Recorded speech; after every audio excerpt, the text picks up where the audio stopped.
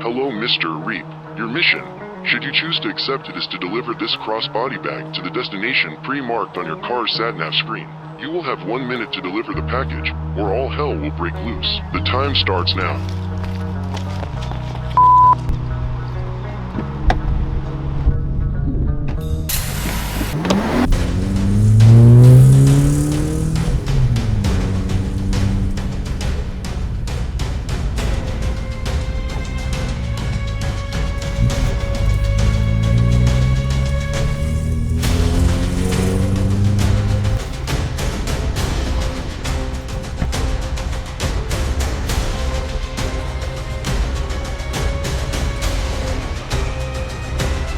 Cheers, man. Needed that training. Joking, I'm exhausted.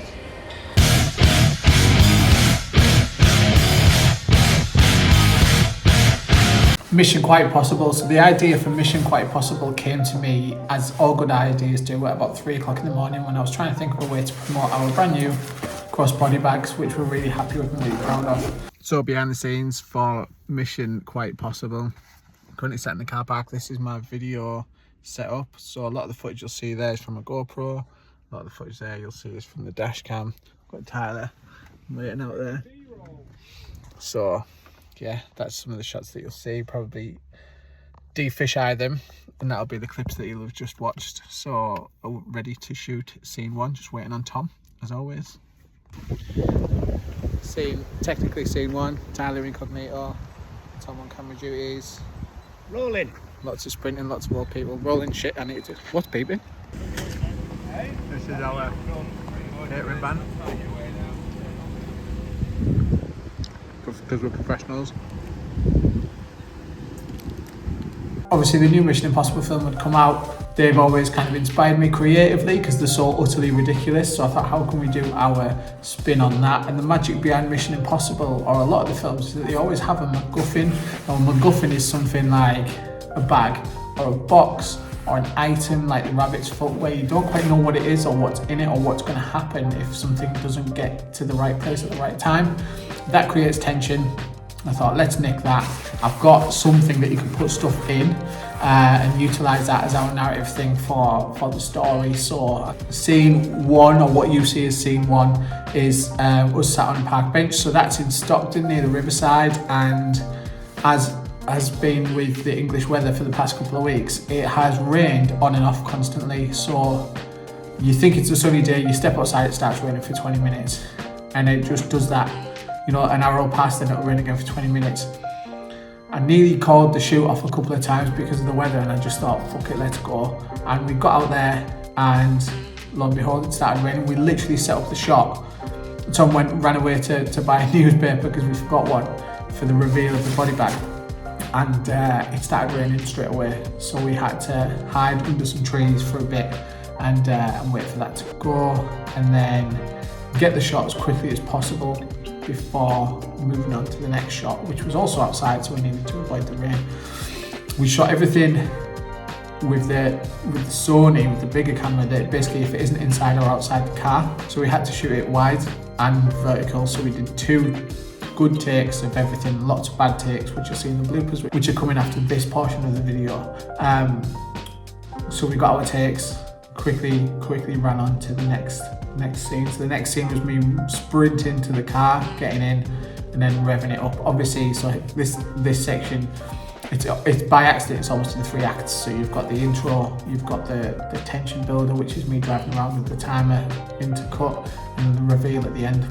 All of the car shots were shot with a GoPro. I initially, as you'll see, you probably saw in the video just before, tried to use some dashcam footage, which just wasn't good enough quality. So I ended up driving with the GoPro stuck to the window on the left for a bit.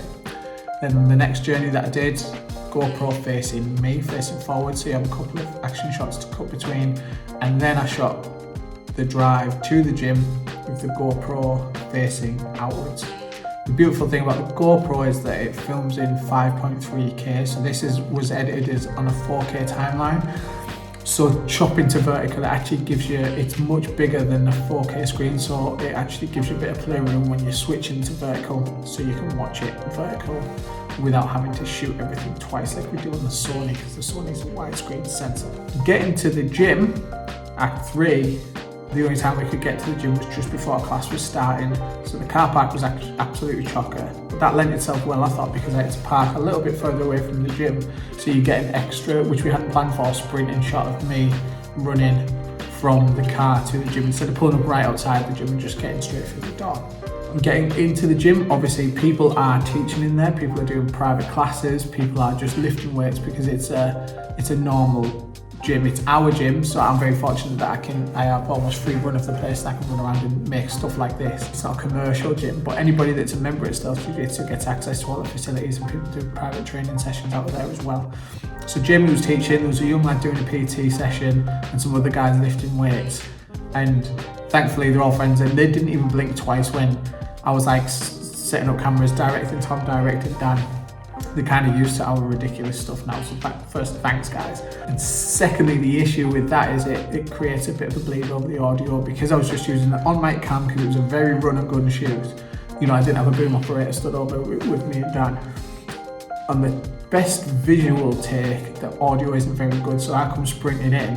Dan says, "Cheers, mate." You know, the reveal of the thing is that actually in the bag is just a rash guard so Dan can train. It's not a bomb or anything exciting like that, which is the twist at the end, I guess you'd call it. But Dan says, "Thanks, bro. Needed that for training."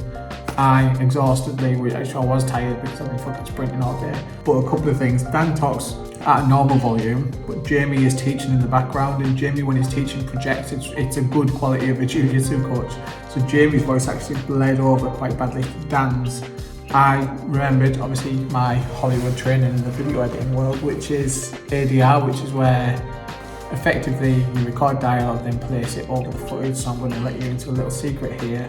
That isn't the speech that Dan says on camera. I got Dan to record that on his phone. I'm not sure where he was. Just for speed, you know, I could have set up a studio and set up a lovely, nice mic, which I've got here, and recorded it, but I thought speed over, and it needs to be okay quality, like only okay quality, because I needed the ambient noise of the gym behind it. So I got Dan to record that, send me it on WhatsApp, synced it up, had to chop out some bits and shuffle it around. But I think I did a good job, you'll have to let me know. Also mine, because you can't quite tell what I say. I literally was in the edit on my laptop, on my computer, editing it, and I thought mine's not good enough or clear enough. So I whipped my phone out, recorded it, straight into my phone, sent it, because fortunately my house was quiet somehow at that point. I sent it straight to my laptop, chopped that in, edited it. It was a bit easier because I look away from the camera so you don't have to track the mouth, which I did have to do with Dan. And then went online, completely took off the audio of our gym and found some ambient gym sounds from freesound.org, which is a very, very useful website, and underlaid that underneath. So it sounds like a normal gym, put some effects on Dan's voice and my voice, thank you Penguin Pro, and hopefully it sounded pretty slick, pretty smooth, and then cut to the credits. Action.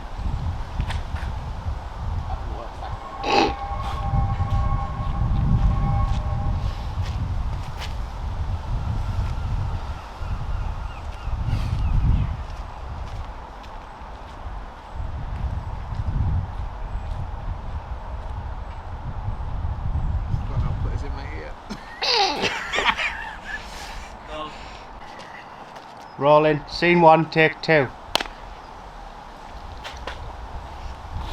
Start again. Cut. Action.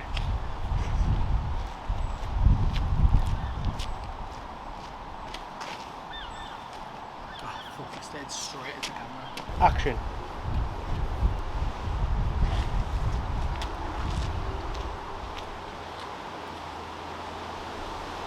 Let it roll for a bit. Fuck, why did I talk? Once again, Tyler, please.